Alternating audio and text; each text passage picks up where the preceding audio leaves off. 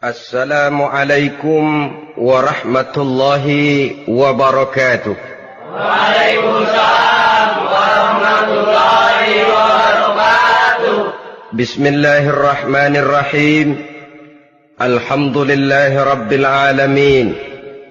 Wassalatu wassalamu ala ashrafil anbiya'i wal mursalin wa ala alihi wa ashabihil mujahidin at-tahirin, amma ba'du. Bersabda Rasulullah sallallahu alaihi wasallam, "Iza sarratka hasanatuka wa sa'atka sayyi'atuka fa anta mu'min." Apabila perbuatanmu yang baik menyebabkan engkau bahagia, apabila perbuatanmu yang baik menyebabkan engkau gembira, dan perbuatanmu yang jahat menyebabkan engkau jadi susah, itulah tanda bahwa di hatimu masih ada iman. Artinya, belum tentu orang yang berbuat baik merasa bahagia dengan kebaikan yang dikerjakannya. Dan tidak selamanya orang yang berbuat jahat sanggup menyesali perbuatan jahatnya. Oleh karenanya, apabila iman masih ada, apabila hati masih hidup, perbuatan yang baik menyebabkan orang gembira, perbuatan yang jahat menyebabkan orang susah dan gelisah hatinya. Ini mengandung pelajaran.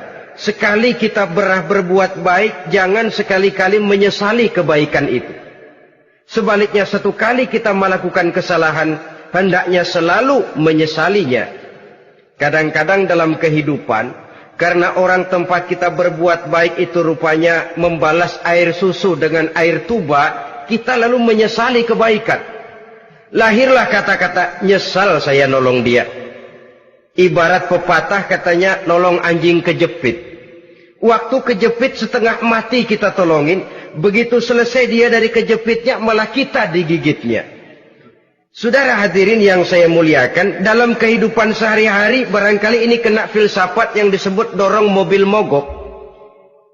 Ketika mobil mogok setengah mati kita dorong, begitu mesin hidup ditinggalkannya kita di belakang. Sesungguhnya perbuatan kita yang baik tidak harus disesali. Karena disesali atau tidak, toh perbuatan itu sudah kita lakukan. Dan penyesalan atas segala kebaikan hanya akan mengurangi nilai pahala kebaikan itu sendiri.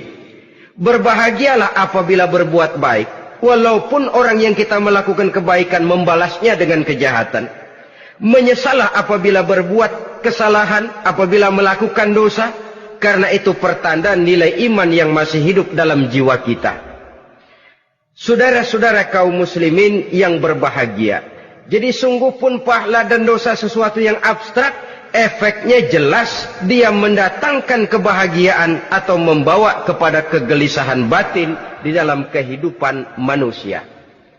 Orang di zaman materialis kurang terangsang berbuat pahala dan terdorong melakukan dosa.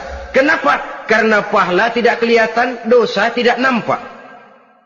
Kalau pahala kelihatan, barangkali nggak kuat kita mikul pahala.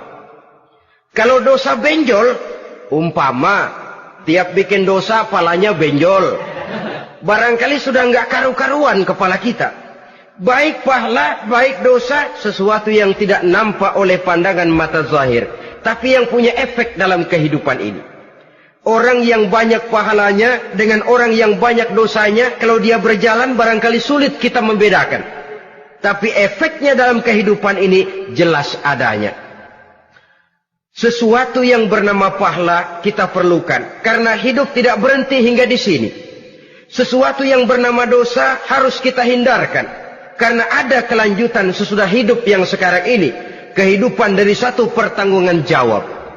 Itu sebabnya Imam Ghazali dalam bahasa yang indah sekali berpesan, "Jaddidis safinah fa innal bahra amiq wa khuziz zad fa innas safara ba'id." Perbarui selalu kapalmu, rawat, jaga baik-baik, dandani kapalmu, fa innal bahra amiq, karena sesungguhnya lautan ini sangat dalam. Satu bahasa yang indah dari tamsil terhadap kehidupan. Perbaiki kapalmu karena lautan ini sangat dalam. Artinya, jaga baik-baik hatimu. Pelihara iman dan keyakinanmu, karena hidup ini bagaikan gelombang lautan. Tempo-tempo air tenang, tempo-tempo ombak menggila dan menggunung. Jaga iman baik-baik karena hidup penuh dengan cobaan dan ujian. Itu maksudnya. Wa khuziz zad fa inna safara ba'id. Dan bawa bekal yang banyak karena perjalanan hidup ini sangat panjang. Perjalanan ini sangat jauh. Kita kalau pergi keluar kota tentu saja membawa bekal. Makin jauh kota yang akan kita tuju, makin banyak bekal yang harus kita bawa. Alangkah sengsaranya manusia apabila dia akan pergi ke satu kota yang jauh, modalnya cuma nekat. Bagaimana nanti di sana sajalah. Tidak membawa bekal sebagaimana yang sewajarnya. Hal yang semacam ini senangnya sih belum tentu, keblangsak dan susahnya sudah kebayang. Itu dalam kehidupan di dunia ini. Bagaimana kalau sudah bicara tentang kehidupan yang akan datang? Karena sesungguhnya hidup ini merupakan satu perjalanan yang sangat panjang. Sejak kita tinggal di alam arwah, pada saat jasad belum lagi diciptakan Allah, ruh sudah diciptakannya lebih dahulu. Sampai kemudian kita pindah ke alam rahim, alam kandungan ibu. Untuk kemudian berpindah kepada kehidupan dunia. Dari dunia ini kita pindah ke alam barzakh. Di sana tinggal kita 100 tahun mungkin, 100.000 tahun mungkin, 1 juta tahun mungkin, menunggu saat datangnya kiamat.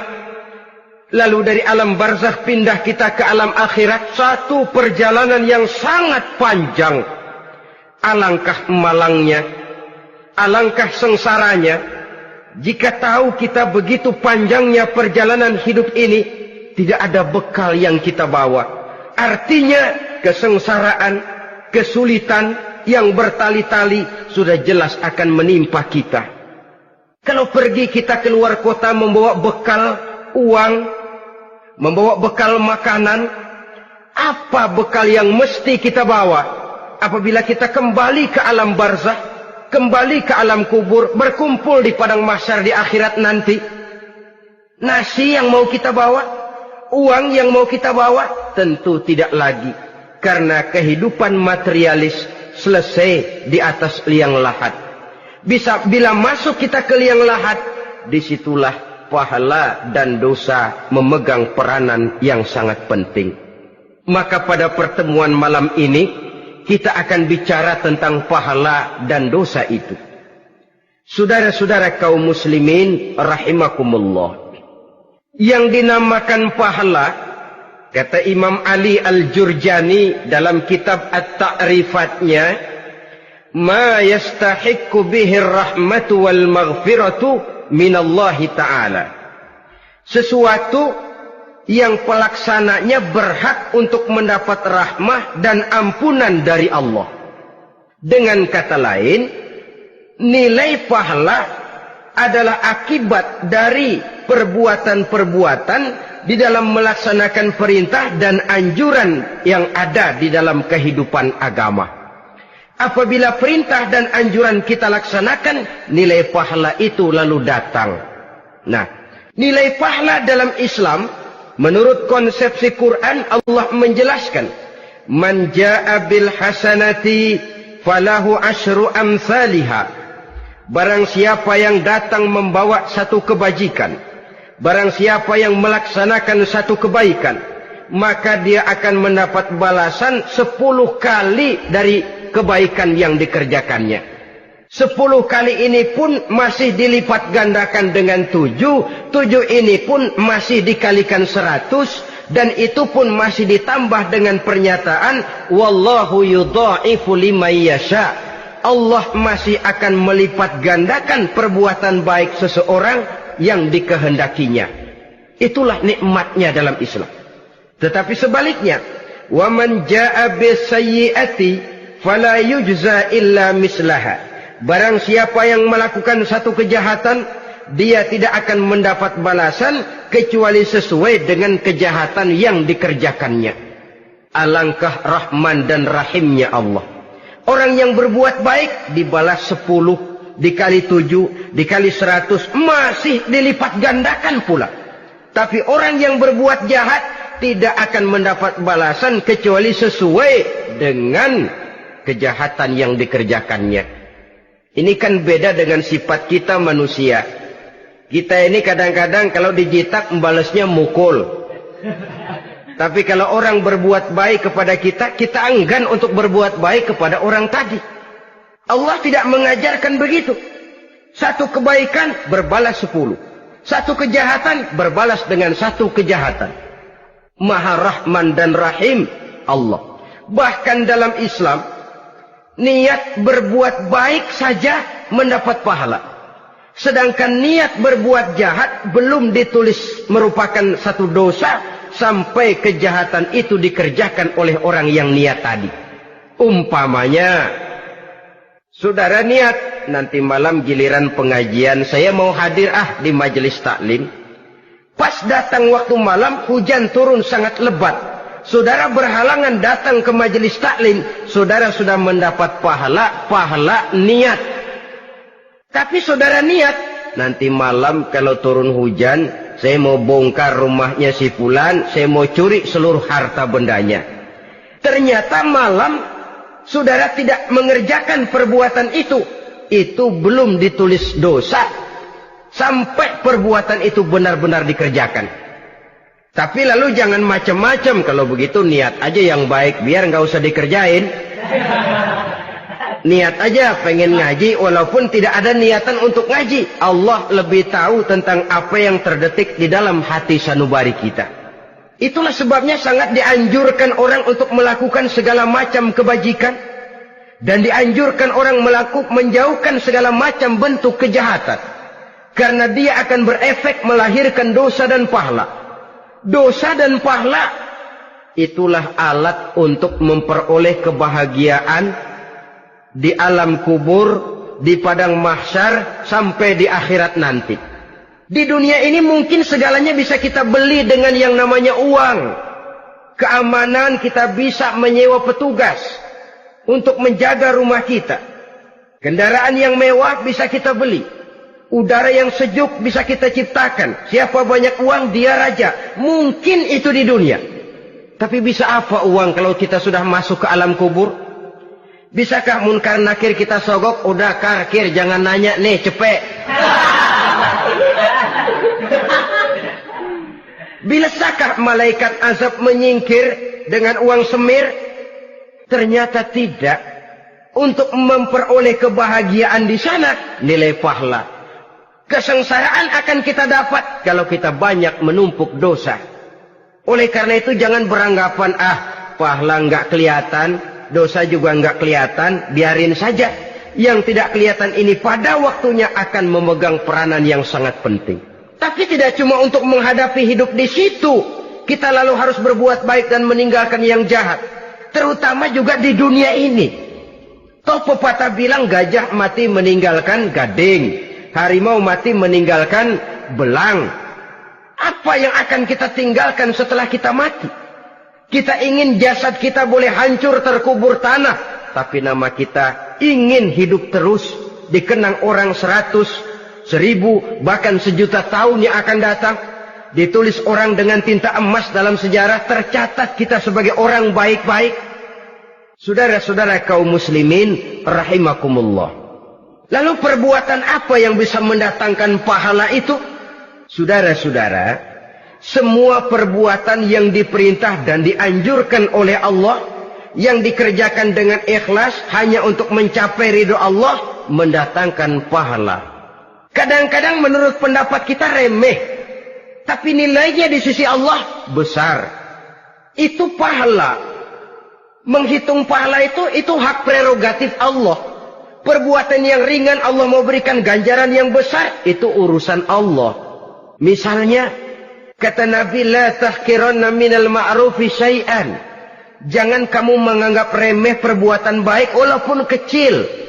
Jangan merasa sulit melakukan perbuatan yang mengandung pahala. Bertemu dengan teman, muka kita cerah, berpahala. menyingkirkan duri di jalanan berpahala, menolong orang yang sesat, memberitahu orang yang bertanya berpahala. Tidak sulit kalau kita mau. Yang diperintah dan dianjurkan oleh agama itu perbuatan yang mengandung nilai-nilai pahala.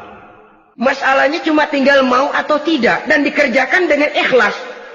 Bertemu teman mukanya cerah, pahala. Menyingkirkan duri di jalanan, pahala.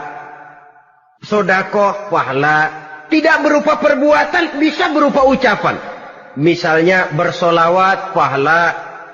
Bertasbih dan bertahmid, pahala. Kata Nabi, kalimatani khafifatani 'alal lisan, saqilatani fil mizan.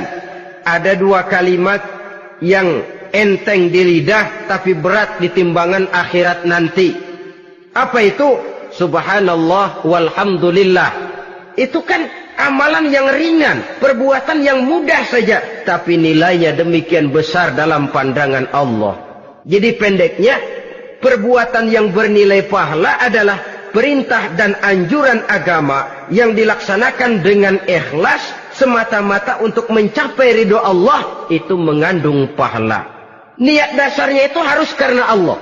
Landasannya harus karena ikhlas. Bukan cuma sekedar basa-basi, tidak karena ingin dipuji orang, tidak karena mengharap tanda jasa, tapi ikhlas semata-mata. Dari perbuatan yang paling kecil dan mudah sekali sampai kepada amalan-amalan yang besar dan memerlukan biaya yang besar, seperti melaksanakan ibadah haji, seperti jihad fi sabilillah, membangun masjid, membangun pondok-pondok pesantren, membangun pusat-pusat kesehatan, membangun jalan-jalan umum, termasuk menjaga keamanan. Jangan dikira loh, siskamling umpamanya, menjaga keamanan kampung tidak berpahala. Kalau diniatkan ibadah, menjaga ketenangan warga supaya mereka tekun ibadah, ikhlas karena Allah, itu juga bernilai ibadah. Keluar kita dari rumah, pergi pagi, pulang sore, peras keringat, banting tulang cari nafkah, buat menghidupi anak istri kita. Kalau diniatkan ibadah, melaksanakan kewajiban sebagai kepala rumah tangga, membantu orang tua sebagai anak, itu juga perbuatan-perbuatan yang mengandung pahala. Yang terbaik sesuai dengan bidang kehidupan kita. Ada orang yang dinamakan abid, ahli ibadah, pahala yang paling baik bagi dia banyak-banyak tahajud, sembahyang malam, wirid, zikir, tasbih. Ada yang dinamakan orang alim, pahala yang paling baik buat orang macam ini mengajar, menyebarkan ilmu, mendakwahkan Islam. Ada yang disebut wali, pejabat pemerintah, petugas. Amalan pahala yang paling baik buat orang semacam ini melayani masyarakat, bekerja di bidangnya sesuai dengan profesinya. Saudara hadirin yang saya hormati, jadi dengan demikian perbuatan-perbuatan yang mengandung nilai-nilai pahala ini bisa perbuatan yang menurut kita kecil namun punya nilai besar. Apalagi perbuatan besar dengan biaya yang besar, tentu makin besar juga pahala yang disediakan oleh Allah Subhanahu wa ta'ala. Oleh karenanya, kalau kita bercermin dari ayat Quran, hidup ini kesempatan untuk berbuat baik. Huwallazi khalaqal mauta wal hayata liyabluwakum ayyukum ahsanu amala. Dialah Allah, Tuhan yang telah memberikan hidup dan mati kepadamu untuk menguji kamu, siapa di antara kamu yang paling baik amal perbuatannya. Jadi tidak saya rinci, tapi cukuplah satu penjelasan global. Perbuatan yang berpahala adalah perbuatan melaksanakan perintah Allah atau anjuran Allah dengan dasar ikhlas, dengan tujuan untuk mencapai ridho Allah semata-mata. Lalu apa perbuatan yang mengakibatkan dosa itu? Saudara-saudara, dosa lahir akibat melakukan larangan Allah atau mengerjakan yang dicelaknya. Nah, para ulama ada yang membagi dosa itu menjadi dua bagian. Ada dosa-dosa kecil, ada dosa-dosa besar. Tetapi sebenarnya ditinjau dari segi hakikatnya, kalau sudah melakukan satu kesalahan yang mengakibatkan dosa, jangan dilihat besar dan kecilnya, tapi kepada siapa dosa itu kita kerjakan. Sebab kalau dosa kita anggap satu yang kecil, orang akan terangsang untuk mengerjakan yang kecil-kecil saja. Sehingga dengan demikian, yang kecil pun akan menjadi besar kalau ditumpuk-tumpuk. Sedangkan yang besar bisa saja menjadi kecil kalau selalu diiringi dengan permohonan ampun kepada Allah. Itu sebabnya para ulama sufi, orang-orang tasawuf mengatakan, la saghair ma'al istimrar, wala kabair ma'al istighfar. Tidak ada dosa yang kecil kalau dikerjakan terus-menerus.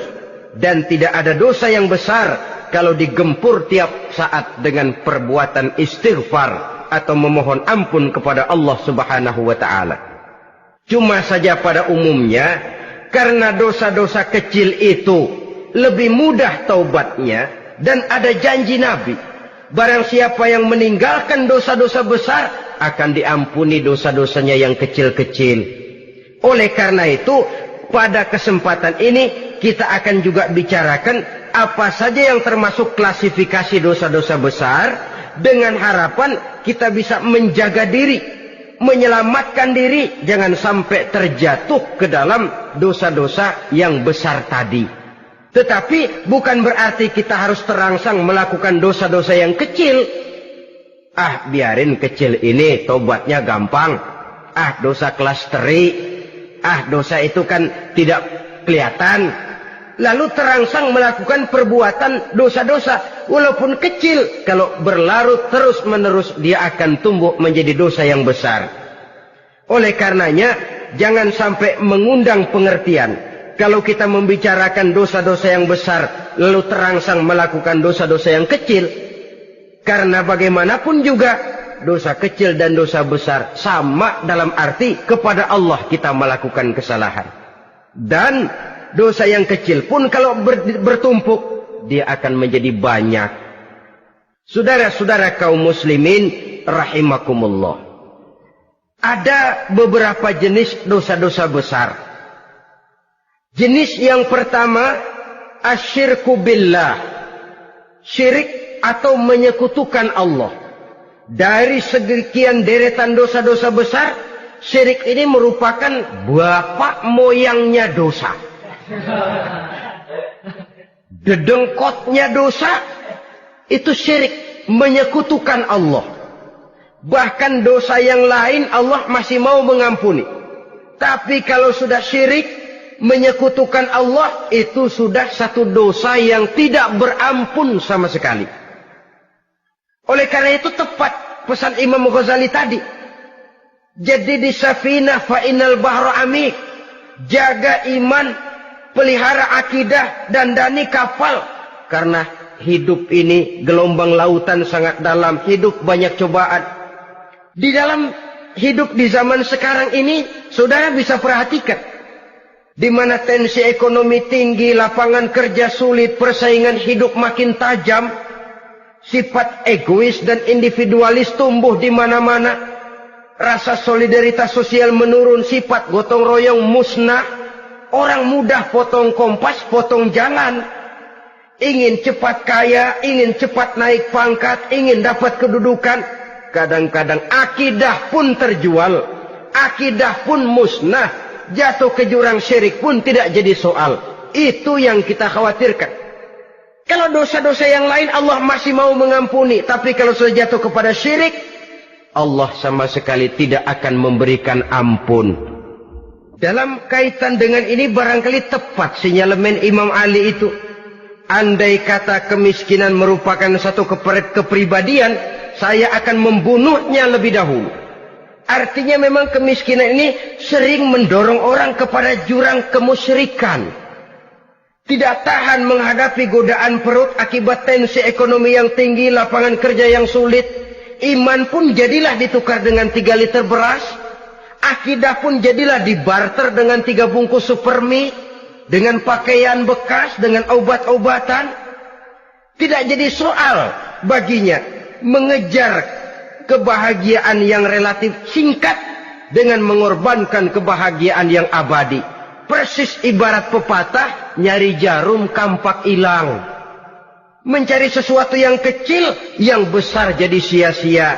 Membela perut, mengorbankan akidah. Na'udzubillah summa na'udzubillah. Saudara-saudara kaum muslimin rahimakumullah. Ini fakta. Ini kenyataan. Dan hal semacam ini tidak bisa diatasi cuma dengan ceramah, simposium, diskusi, seminar. Apalagi Nabi berpesan, solahu ummati bil ilmi wal mal. Umatku hanya bisa menjadi baik akidahnya dengan ilmu dan harta. Itu bahasa Nabi. Kalau bahasa kita sekarang, dengan ekonomi dan pendidikan. Ilmu, pendidikan, ekonomi, harta. Tanpa itu, sangat besar kemungkinan kita bisa menjual akidah terjerumus di lembah kemusyrikan.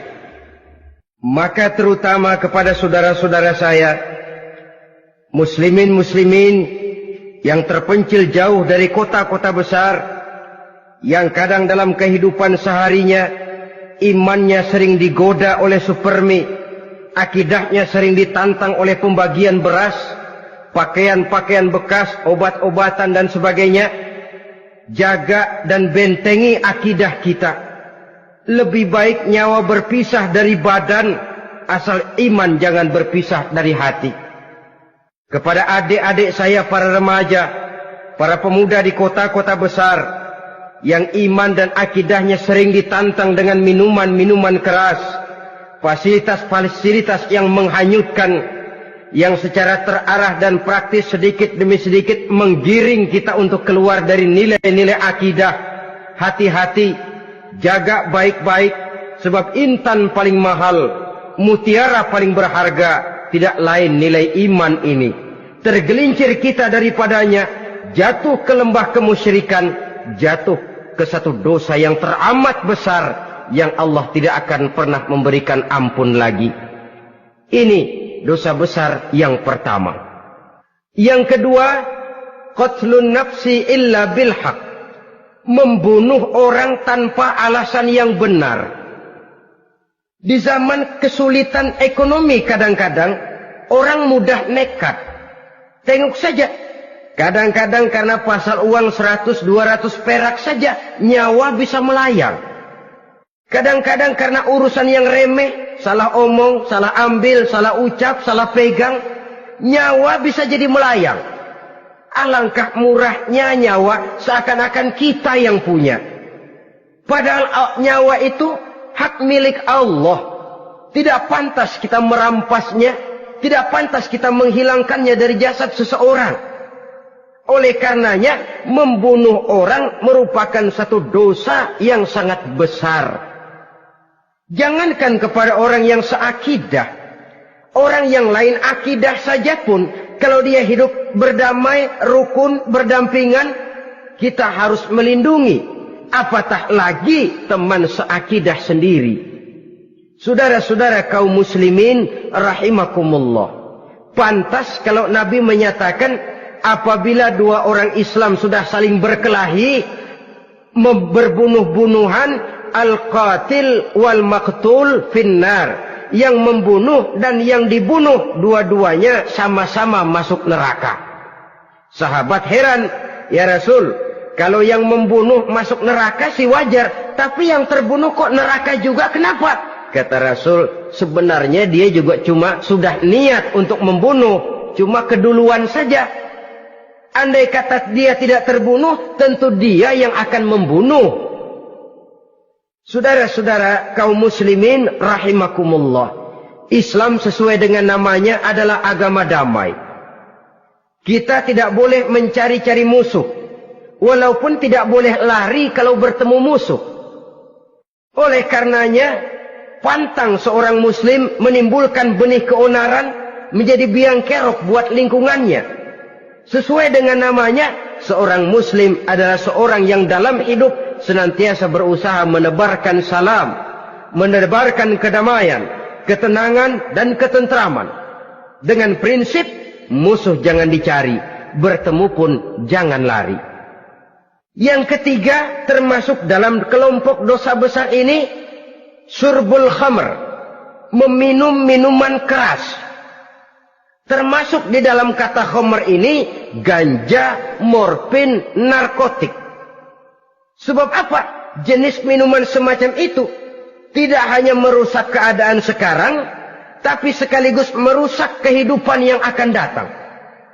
Kalau itu jatuh di tangan generasi muda, artinya kan merusak kehidupan masa depan daripada suatu bangsa. Karena apa? Remaja dan pemuda merupakan bentuk miniatur daripada kehidupan bangsa. Akan bagaimana warna umat Islam di Indonesia. Bahkan akan bagaimana warna Indonesia 30, 40, 50 tahun yang akan datang. Remaja sekarang jawabannya. Kalau remaja kita sekarang ini kerjanya cuma bisa nyekek botol, insya Allah bangsa Indonesia 30-40 tahun yang akan datang akan tumbuh menjadi bangsa teler. Tidak banyak yang bisa kita harapkan.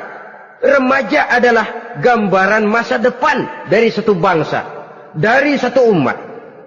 Dan remaja itu di dalam dirinya secara fitrah terkumpul semua bakat, terdapat semua kemungkinan. Kita ini lahir membawa sifat pemimpin, tapi juga membawa sifat pengacau. Kita ini ada bakat jadi orang jujur, ada bakat jadi pengkhianat. Kita ini ada bakat menjadi orang baik-baik, kita juga punya bakat jadi biang kerok. Kita kemungkinan bisa jadi pemimpin bangsa, tapi juga bisa menjadi pemimpin bangsat. Nanti lingkungan dan pendidikan akan menumbuhkan, membentuk mana yang tumbuh lebih subur. Kalau lingkungan dan pendidikannya lebih banyak bercerita tentang kejujuran, maka nilai kejujuran yang akan tumbuh lebih banyak dalam jiwanya. Dan insya Allah diharapkan dia akan menjadi manusia yang jujur di kelak kemudian hari nanti. Dan masalah minuman keras ini sebenarnya berkait. Kita tidak bisa cuma menyalahkan remaja saja, menyalahkan pemuda saja. Karena bagaimanapun masalahnya kompleks.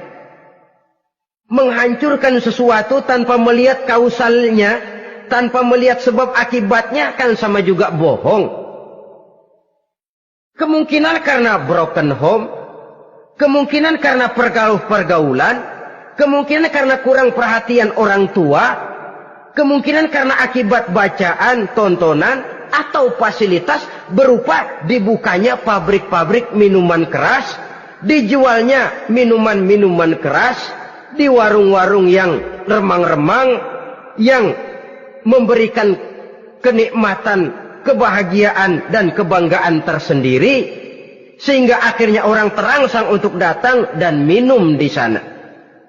Pada dasarnya memang sepele, cuman minum, nggak ngerugiin orang lain kan? Iya, pada waktu minum. Tapi dikala sudah mabuk, out of control, apapun bisa kita lakukan. Yang kita ucapkan kita tidak sadari lagi. Yang kita kerjakan tidak kita sadari lagi. Dikala itu segala macam kejahatan bukan sesuatu yang tidak mungkin untuk kita laksanakan. Nggak ngerugiin orang lain. Memang pada saat mau minum. Tapi begitu minum, mabuk, kita bisa merugikan orang lain. Setidaknya merugikan diri sendiri. Pertumbuhan IQ menjadi lemah. Semangat kehidupan hilang. Gairah kerja menurun kalau tidak ada sama sekali.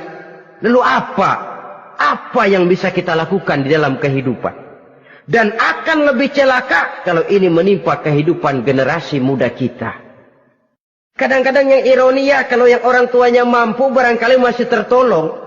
Tapi yang orang tuanya kondisi ekonomi lemah masih kepengen teler juga. Orang tuanya nggak mampu masih pengen mabuk. Dari ganja, morfin nggak dapat, akhirnya kaleng cet diisepin. Yang penting kan bisa teler. Mendatangkan satu kebahagiaan tersendiri. Itu sebabnya memang satu kejahatan menurut teori polisi ya, hanya bisa terjadi karena faktor N dan K. Niat dan kesempatan. Niat ada, kesempatan ada, jadi orang jahat. Kurang salah satunya, biasanya kejahatan terbendung. Niat ada, kesempatan tidak ada, sulit berbuat jahat. Kesempatan ada, niat tidak ada, tidak mungkin orang jahat. Tapi yang paling dominan sebenarnya niat. Kalau niat sudah kuat, kesempatan bisa dicari. kesempatan bisa diciptakan, biar hansip nongkrong, ditungguin lengahnya. Iya biarin, jam 11 sampai jam 2, matanya melotot, jam 3 dia mulai ngulet, ngempet. Nah, di saat itu saya masuk ke rumahnya. Kalau niat kuat, kesempatan bisa diciptakan. Dan kalau sudah niat, ini masalah hati.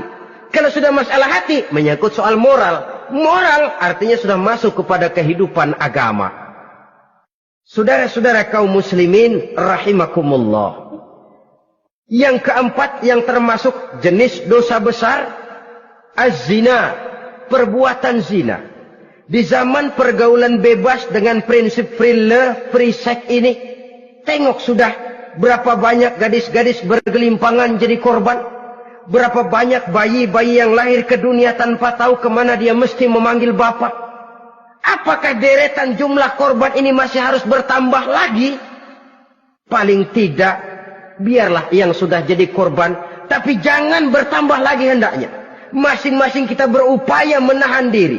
Termasuk dalam kategori zina ini, yang merupakan cabang-cabangnya, liwat, homoseks, lesbian, masturbasi.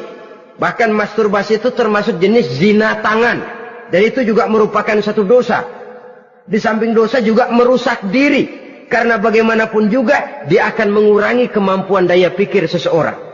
Maka agama memberikan jalan keluar. Pesan Nabi, ya ma'syara syabab, man istata'a minkumul ba'at falyatazawwaj.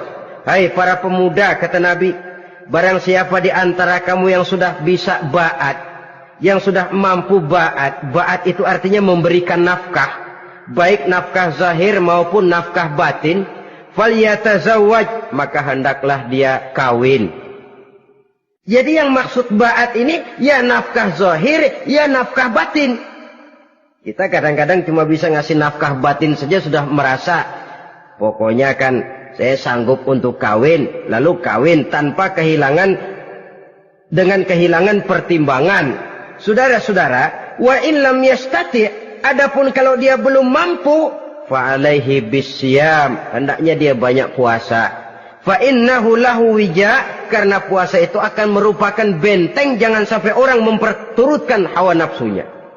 Andai kata puasa belum hobi, banyaklah olahraga para pemuda, para remaja. Karena dengan olahraga, pemikiran untuk memperturutkan hawa nafsu agak sedikit terkendali dan energi tersalurkan dalam bentuk yang positif. Pendeknya kreatif, banyak kegiatan.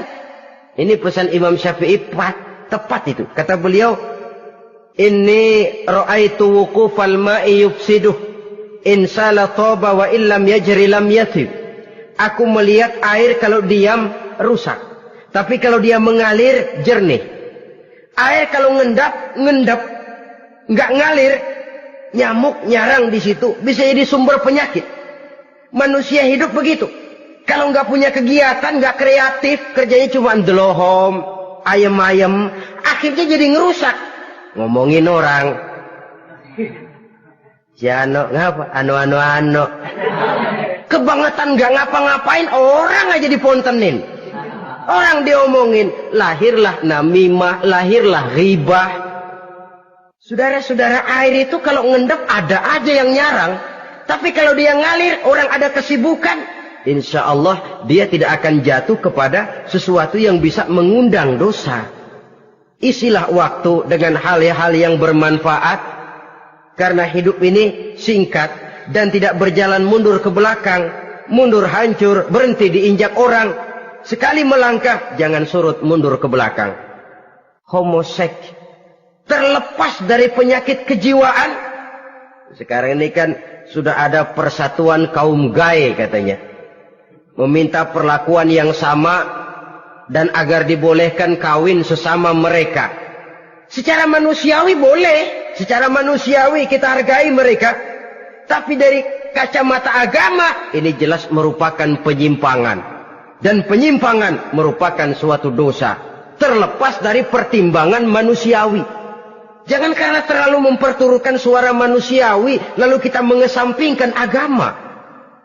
Termasuk lesbian, wadon karo wadon.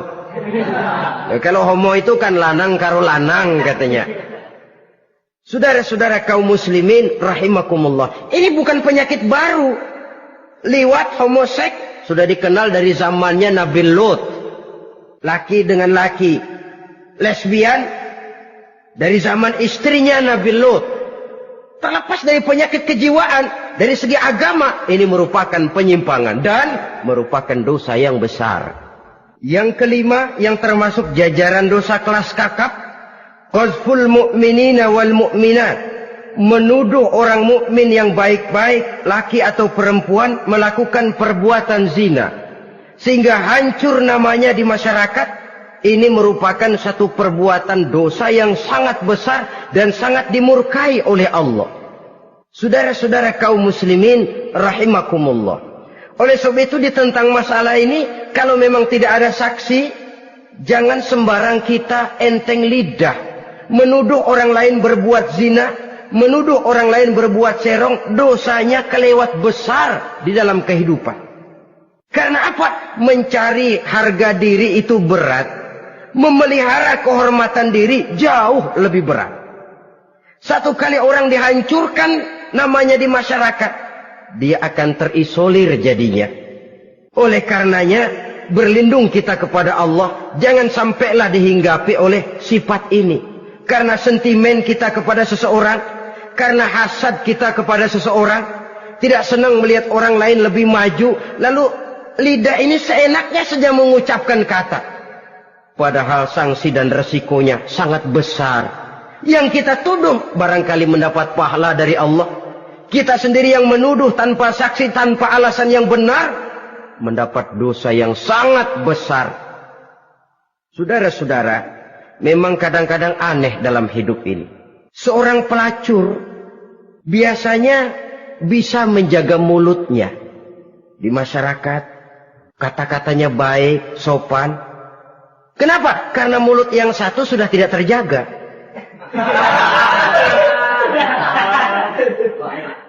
Kita kadang-kadang kehormatan bisa kita jaga, tapi mulut tidak terkontrol. Ngomong saenake dewe, bikin orang mangkel, kesal, fitnah sana, fitnah sini, menghancurkan nama baik orang, ngomongin yang macam-macam. Bagai-bagai macamlah caranya. Saudara-saudara kaum muslimin yang berbahagia. Jadi dengan demikian, menuduh orang lain berbuat zina, sedangkan orang itu tidak pernah melakukannya, ini termasuk satu dosa yang sangat besar di dalam kehidupan ini. Yang keenam, al-'aqu bil walidain, durhaka kepada ibu bapak. Seorang anak, bagaimanapun banyak nilai ibadahnya, banyak kebaikan di masyarakat, menyandang berbagai macam gelar, pangkat dan jabatannya tinggi, tapi kalau sudah durhaka kepada kedua orang tuanya, alamat hidup tidak lagi membawa keberkahan. Dan itu dosa yang sangat besar. Sampai Nabi sabdakan, ridho Allah ada di dalam keridhaan ibu bapak. Murka Allah pun ada di dalam kemurkaan ibu dan bapak. Walaupun belum tentu setiap kita orang tua, tapi yang jelas setiap kita adalah anak. Dan setiap anak punya ibu dan bapak. Jangan sampai kacang lupa kepada kulitnya. Saudara-saudara kaum muslimin rahimakumullah. Durhaka kepada ibu bapak merupakan perbuatan yang sangat dimurkai oleh Allah. Apalagi ibu yang telah melahirkan kita, bahkan mengandung kita. Begitu juga bapak yang telah berusaha peras keringat banting tulang untuk mengasuh membesarkan kita. Tidak ada perbuatan baik yang kita lakukan untuk bisa menebus kebaikan daripada ibu dan bapak kita. Setidaknya kalau belum bisa berbuat baik kepadanya, kepada keduanya, janganlah menyakiti hati keduanya. Itu saja dulu yang harus dijaga. Kadang-kadang sudah berbuat baik enggak, nyakitin melulu. Sudah nyenangin belum bisa, saban sehari nyakitin saja. Padahal kedua orang tua itu doanya manjur, sebagaimana sumpahnya juga bisa jadi kenyataan. Dan sering bahkan menjadi kenyataan.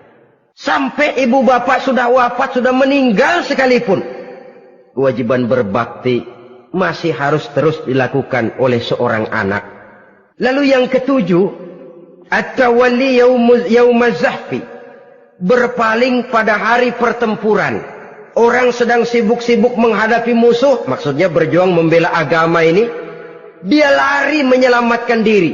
Pengecut, mental munafik.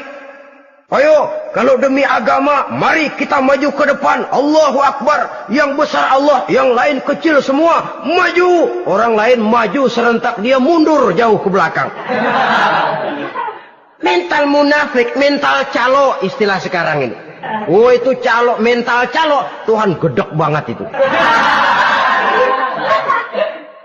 Coba ya, calo itu paling sibuk nyuruh penumpang naik. Tapi sementara penumpang naik sampai ke tempat tujuan masing-masing, calonya nggak kemana-mana, diem aja di situ. Cuma orang aja disuruh naik. Saudara-saudara, kerja bakti, orang turun ke comberan, dia naik ke tempat tidur. Mundur di hari pertempuran, menyebabkan orang lain gugur, dia sendiri menyelamatkan diri. Mental pengecut, mental munafik, itu merupakan dosa yang sangat besar. Saudara-saudara kaum muslimin rahimakumullah. Itu sebabnya agama itu memerlukan keberanian. Memang, tapi bukan keberanian yang tanpa perhitungan. Sebab berani tanpa berhitung namanya berani babi. Kita berani kalau benar, kita harus takut kalau salah. Jangan dibalik. Salah berani, nekat namanya. Benar takut, pengecut namanya. Orang yang pengecut adalah orang yang takut membela kebenaran. Orang yang nekat sesungguhnya udah salah nggak malu lagi. Udah salah nekat lagi. Merasa rugi berbuat kebaikan, puas kalau berbuat kejahatan. Padahal Nabi pesan, siapa yang berbuat dosa sambil tertawa, nanti dia akan masuk neraka sambil menangis. Karena itu dipesan pula di dunia ini, sering-seringlah mencuci mukamu dengan air mata taubat. Cuci lidahmu dengan zikir kepada Allah. Bersihkan hatimu dengan air ikhlas. Saudara-saudara kaum muslimin rahimakumullah. Kan ada toh orang berbuat baik nggak gembira. Tapi berbuat jahat malah puas. Atau sama saja orang lain berbuat baik, hatinya kesel. Orang lain berbuat jahat, dia malah mendukung. Atau orang lain tergelincir berbuat jahat, dia malah girang. Ini kan tidak objektif. Karena yang berbuat baik, orang yang dia keselin, dia nggak seneng. Tetapi karena yang berbuat jahat, orang yang dia senengin, dibenerin juga. Itu nggak objektif namanya. Mundur di hari pertempuran pada saat saudara-saudara kita sedang menghadapi musuh, sikap pengecut yang sangat dibenci Allah. Yang kedelapan, termasuk kelompok dosa besar, aklu malil yatim, makan harta anak yatim. Kadang-kadang ada orang mengeksploitir loh nasib anak-anak yatim. Karena biasanya para dermawan peka kalau mendengar nasib yatim, memberikan santunan. Si yatim belum makan, yang ngurusin udah pada kenyang.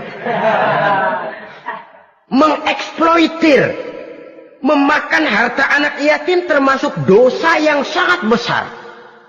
Sehingga Nabi pesan, ana wa kafilul yatim kahataini yaumal qiyamah. Aku dan orang yang menyantuni anak yatim seperti dua jari ini di hari kiamat.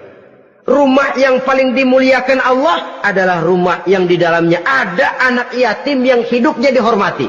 Hidupnya disantuni, keperluannya dicukupi. Maaf saja, tahap kita menyantuni anak yatim ini baru tahap setahun sekali. Kalau Muharram kita agungkanlah, kita besarkan. Lebaran yatim katanya.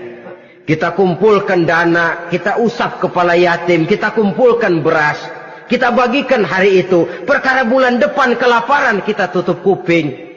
Perkara bulan berikutnya dia kelaparan, kita masa bodoh.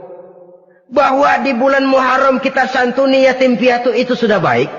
Tapi akan lebih baik lagi kalau kita sanggup menjadi bapak asuh mereka, memikirkan sekolah mereka, ada kontinuitas.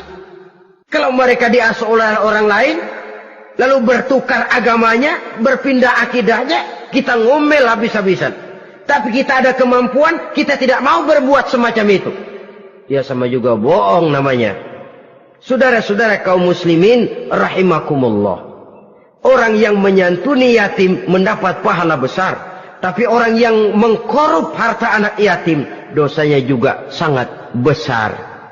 Berhati-hatilah kalau kita diberikan kepercayaan oleh masyarakat untuk mengurus anak-anak yatim. Karena pahalanya besar, resikonya juga besar.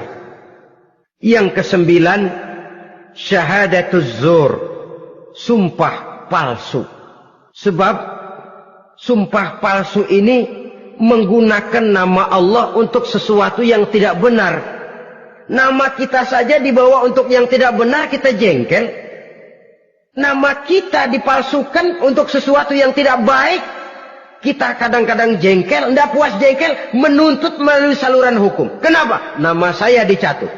Bagaimana lagi kalau nama Allah kita pakai untuk bersumpah, sumpahnya palsu, menguntungkan kita, merugikan orang lain, Allah murka betul. Maka sumpah palsu termasuk deretan dosa-dosa besar. Apalagi yang ke-10, aklur riba, makan riba alias renten. Ini kan yang cepat mendatangkan uang. Kadang-kadang kalau yang bikin riba itu orang awam barangkali, ya masih kita maklumin. Kadang-kadang penyakit ini datang menimpa mereka juga yang kita kenal kebaikannya.